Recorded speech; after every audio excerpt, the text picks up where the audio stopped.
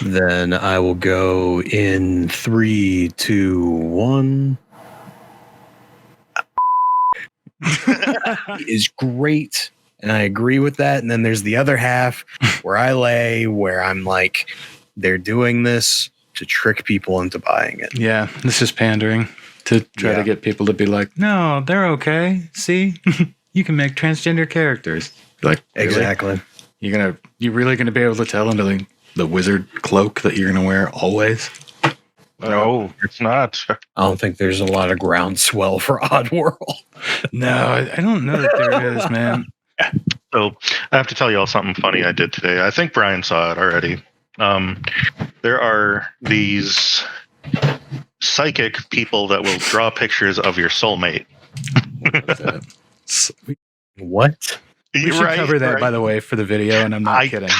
I was kind of thinking about doing a little like show and tell with that. Not necessarily today. I want all of it to pan out so I can kind of do like a hindsight 2020 kind of deal. Let's do it. Oh yeah, like I think we should just be able to do whatever, but have it centered around our dorkiness, of course. But like if a good anime comes out, we should whatever. But yeah, so I'm super curious because the website, I don't know if it's directed towards women because they only have pictures of drawings of guys. And so I'm like, okay, well, worst case scenario, I'm going to find out my hetero life mate, a midget stepmother dressed up as a clown as my soulmate.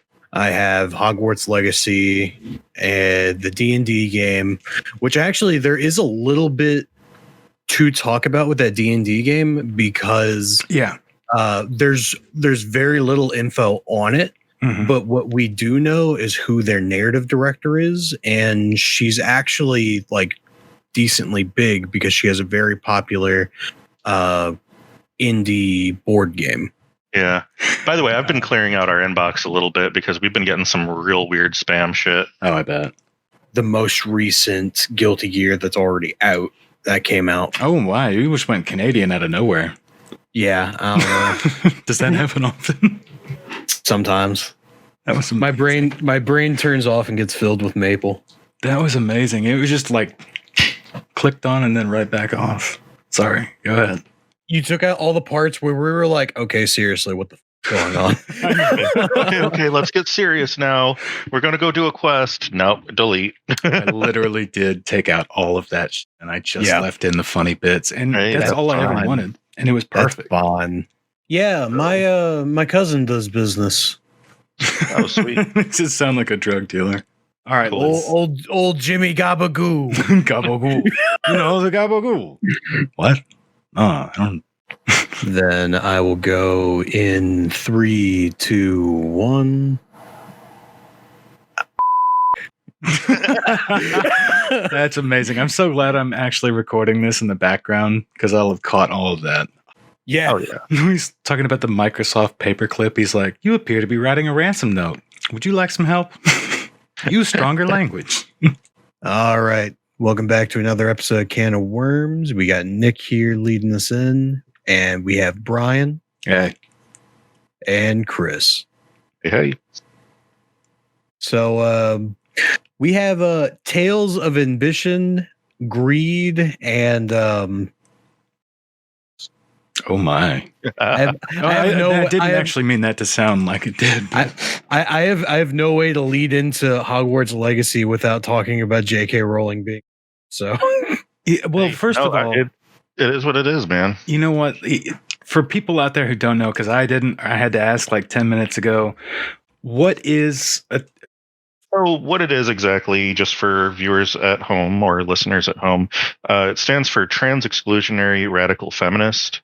The term's been around a while, but it's really been happening a lot lately where they're, and this is going to be this can of worms for right now, but there are, like, feminism, in my opinion, is a good thing, but there are extremist feminists that are, like, in my humble opinion, and a lot of them become transphobic because they're like, men shouldn't be trying to be women because women should be women.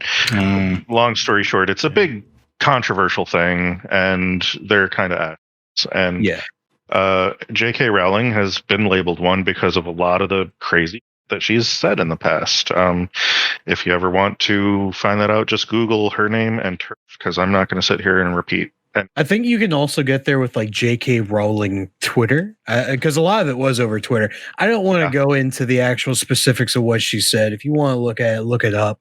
The reason why this is being brought up is because Hogwarts Legacy, slated for 2022, by the way, it's news came out that is going to allow the creation of a transgendered character. Is this a company pandering? So that's the thing that people have to really be careful of these days, because, you know, it's one thing to be like, oh, yay. But then if you look at your fan base and you're like, oh, we better do this to keep the sales up, that's a problem. I mean, that's taking advantage of a situation like that. And so I think it'll, you know, if it's just an option to do that, I think that's good and everything. If they make like a big deal out of it, like if the commercial comes on and it says, now with 100% more trans, that's going to be pandering, and they're doing it for the wrong reason, you know? I want a teaser trailer. I want a teaser trailer that says, you're gay, Harry. You know, trans characters. Do you have any trans people? She was like, I don't know. It was a thing. Oh, okay. So whatever her answer was, it was definitely more than a simple no.